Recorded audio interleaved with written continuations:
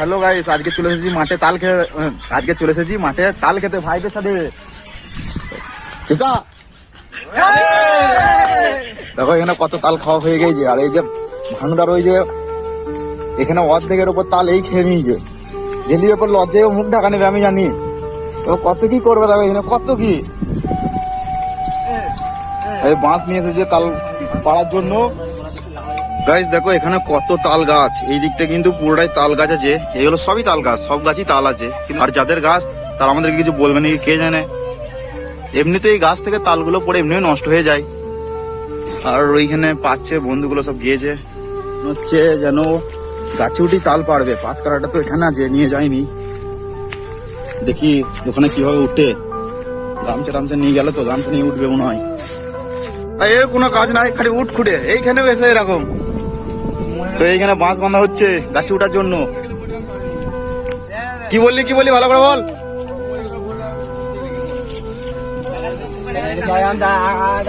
আমি কিন্তু দিয়ে দেবো এটা।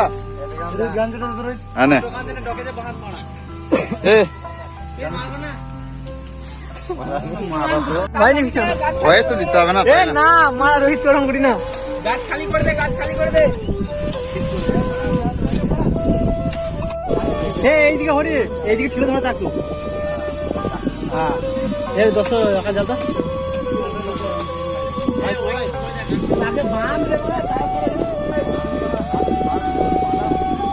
দুটো কান্দে নেই একটা হবে।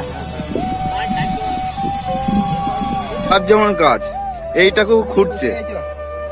এ কি বলতে আছি বল। প্রতাপ এটাও খাল করছিস। একভাবে বসে থাকতে পারবে না, মুখটাকে লুকাচ্ছে। মুখটাকে দেখা।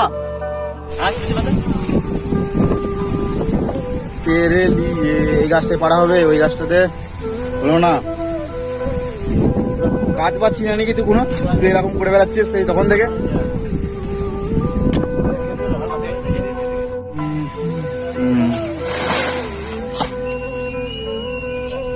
পিঠ সরা বিরাট পাওয়ার তো। দামে কটা খাই।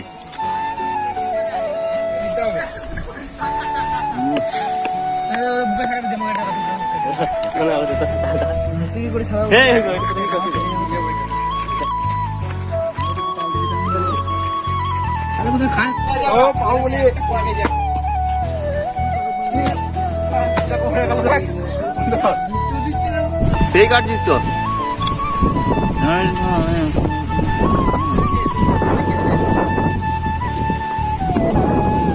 বিরাট কাটলি তোরে।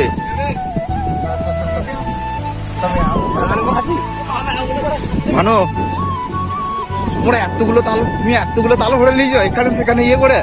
দে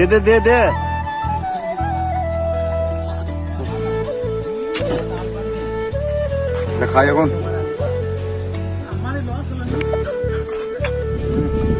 ভালো মিষ্টি হয়েছে কিন্তু নয়।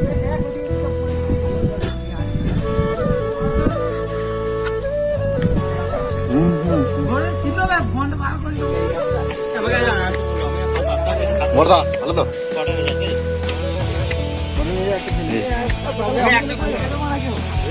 খাবোই না, ফটো ভালো গেছে।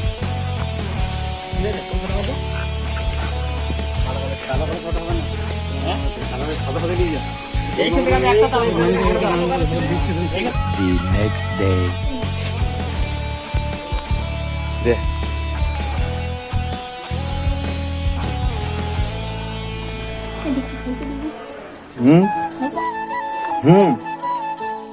তো মুড়ে খেতে পারছি না।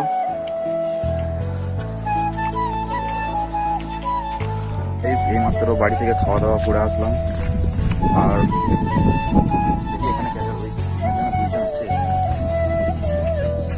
গেম খেলছি নাকি ভাই? বিরাট ব্যাপার তো। গাইস আমরা রাত্রে বেলায় বস্তা ফ্যাক্টরি এসেছিলাম। এই ভাই এখানে কাজ করে মিস্ত্রি। তো বাড়ি যাচ্ছি আর বিরাট বৃষ্টি পড়ছে, ভিজে যাচ্ছি। চলো রাস্তায় এখন আর কথা বলা হবে না, এটা রোড, ঠিক আছে।